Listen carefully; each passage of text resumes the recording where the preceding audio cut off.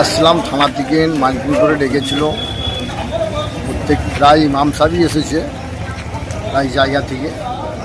তো এখন কথা হচ্ছে যে আমাদেরকে বলছে যে এরকম মাইকিং যেটা তোমাদের বাজে আজান হয় 70-এর বেশি যেমন না যায়, ঠিক আছে? তো আমরাও বলেছি যে ঠিক আছে, আমাদের 70-এর বেশি যাতে না যায়, আমাদেরকে তার জন্য একটা নথি দেওয়া হোক, ঠিক আছে? তাহলে আমরা সেটা গ্রামের মানুষকে বোঝাতে পারবো, বলতে পারবো। ওই নথিটা কি, যে আমাদেরকে একটা লিখিত একটা ফর্মুলা দেওয়া হোক, তাহলে ওই হিসাবে আমরা চলবো। আর যেহেতু আইন যেটা বলছে, আইনের মতে আমাদের চলতে হবে, আইনের বাইরে আমরা যাব না, এটাই হচ্ছে আমাদের বক্তব্য। তো বুঝবে কী করে সেটা ওই এর মধ্যেই লিখিত করে দিতে হবে, মানে যে দরখাস্ত লেখা হবে তার মধ্যেই করে দিতে হবে, হ্যাঁ, যে এতটা থেকে এতটা গেলে, এত মিটার গেলে তবে সেটা সত্য হবে। আমরা খানাকুল থানায় এসেছি বড়বাবুর ডাকে। আজকে আমাদের গত রাত্রে তখন 10:30 বাজে আমার কাছে একটা ইনফরমেশন যায় যে আগামীকাল 11টার সময় থানায় একটা আলোচনা সভা ডাকা হয়েছে, সেখানে আপনাদের মসজিদের ইমাম সাহেবকে আসার জন্য বলা হয়েছে। কিন্তু আমাদের ইমাম সাহেবের মা অসুস্থ থাকার জন্য হসপিটালে অ্যাডমিশন আছে, উনি না থাকার জন্য আমি ম্যানেজিং কমিটির সদস্য হিসেবে এখানে আজকে উপস্থিত হয়েছি।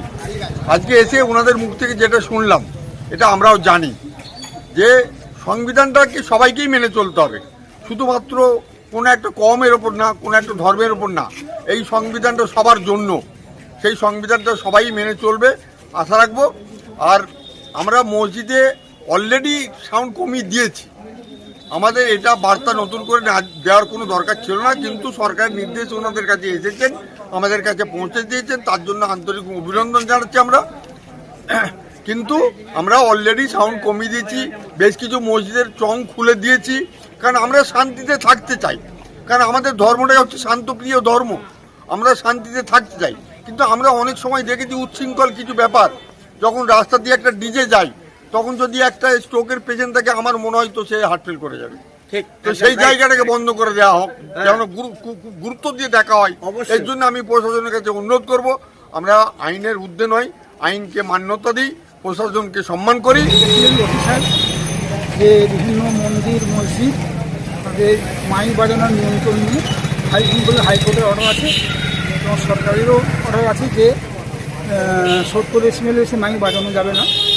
আমার সেগুলো উনি বললেন যে যদি কেউ তার বেশি বাজে আপনারা রিপোর্ট করবো, আমরা সহযোগিতা করবো। কিন্তু কয়েকজন আমাদের বলেছেন যে আমরা নিশ্চয়ই সহযোগিতা করব, সরকারের সঙ্গে কোর্টের সঙ্গে আমার সহমত অবশ্যই আমরা আছি। সাধারণ মানুষের অসুবিধা হয়ই, আমার নিজেরও অসুবিধা হয়, সেইভাবে আমরা সহযোগিতা করে বলেছি। কিন্তু একটা প্রশ্ন থেকে যাচ্ছে, প্রশ্নটা হচ্ছে যে ডিজেগুলো বাজিয়ে বাজিয়ে সব জল ঢালতে যায় বা বিভিন্ন প্রফেশন হয়, সেখানে ডিজেগুলো এত প্রচণ্ড বুক ফাটানো চিৎকার নিয়ে যেভাবে যায়, তা কিন্তু প্রশাসন তরফ থেকেও কোনোরকম হস্তক্ষেপ করেনি। অথচ প্রশাসনের ওপর দিয়ে তারা যাচ্ছে, বিভিন্ন গ্রাম নগর প্রান্তর দিয়ে ঘুরে ঘুরে তারা যাচ্ছে। আমরা সেটা বলেছি এই ডিজেগুলোকে নিয়ন্ত্রণ করতে হবে, কারণ ডিজেগুলো তো অনেকের ক্ষতি হয়।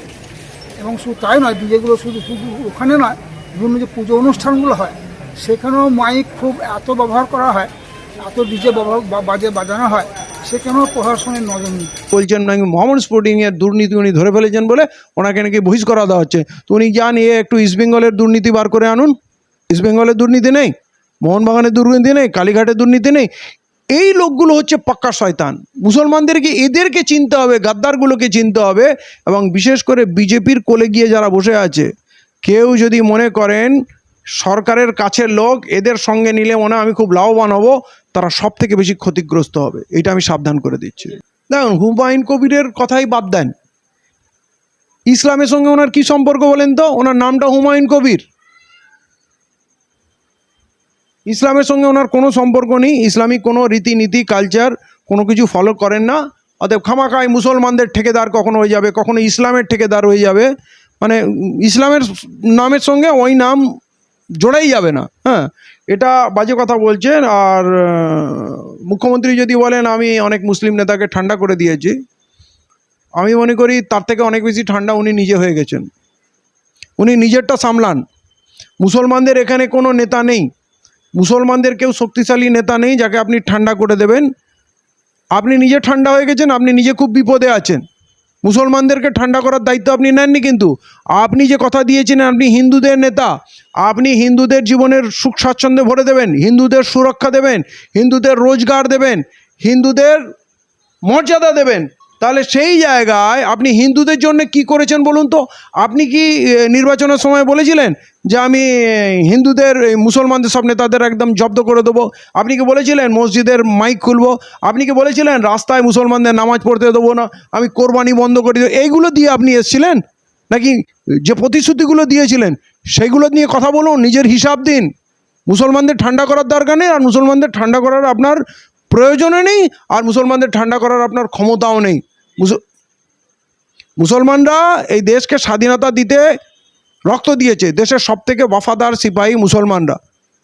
ইন্দিরা গান্ধীকে মুসলমানরা হত্যা করেনি, মহাত্মা গান্ধীকে মুসলমানরা হত্যা করেনি, রাজীব গান্ধীকে মুসলমানরা হত্যা করেনি। আজ পর্যন্ত কোনো পাকিস্তানি চর মুসলমান আপনারা পাননি। অতএব মুসলমানরা সবথেকে ওয়াফাদার, সবথেকে ইমানদার, দেশের জন্য নিবেদিত প্রাণ। মুসলমানদের উপরে আঙুল তোলার আপনার কোনো অধিকারই নেই। আপনি সাভারকারের ভক্ত, বুজদিল সাভারকার, বীর সাভারকার না, বুজদিল সাভারকার, আর ওই শ্যামাপোকার আপনারা ভক্ত। আপনারা আমাদের দেশভক্তি শেখাবেন না, আর মুসলমানদের টাইট দেবেন না। আপনি টাইট হয়ে গেছেন, আপনি নিজেরটা ভাবুন। আরে এটা দিনের আলোর মতো পরিষ্কার। আমরা বহুদিন ধরে বলছি, হিন্দুদের যদি কেউ সব থেকে বড় শত্রু থাকে তাহলে নরেন্দ্র মোদী, বিজেপি, আরএসএস হিন্দুদের সব থেকে বড় শত্রু।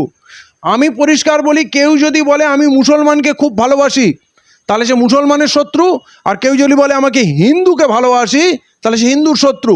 মানে এই যারা মুখোশ পরে আসে মুসলমানদের মসিয়া হয়ে আসবে, আর যারা হিন্দুর হয়ে মসিয়া আসবে তারা হিন্দুর মসিয়া, হিন্দুর শত্রু, মুসলমানের মসিয়া, মুসলমান শত্রু। তার মানে তারা আবেগ নিয়ে খেলছে।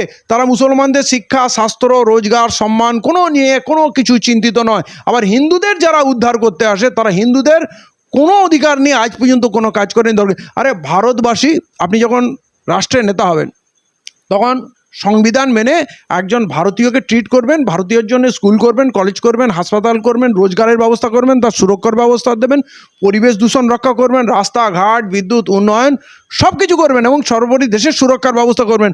আপনাকে আলাদা আলাদা করে হিন্দুর সরকার বলা হয়নি, আলাদা আলাদা করে মুসলমানের সরকার বলা হয়নি। অতএব ভারতবাসীকে সাবধান হতে হবে এই ঠকবাজদের জন্য। যারা বলবে আমরা মুসলমানের নেতা বা বলবে আমরা হিন্দুর নেতা, তাহলে বুঝবেন তারা আপনাদের ধ্বংস করতে এসছে, তাদের আগে মাটিতে পুঁতে দেবেন। মানে আমার ভবিষ্যৎ কি বলবো, উনি পালাতে পারবেন কি না এটা ভাবছি। ওনার প্লেন তো কিনে রেখেছেন, একটা 6,000 কত কোটি টাকার একটা প্লেন কিনে নেন, দুটো প্লেন কিনে রেখেছেন পালানোর জন্য। দুটো প্লেন কিনেছেন, যদি বাই চান্স একটা প্লেন খারাপ হয়ে যায় তাহলে আর একটা প্লেনে উঠবেন, কিন্তু এয়ারপোর্ট পর্যন্ত পৌঁছবেন কি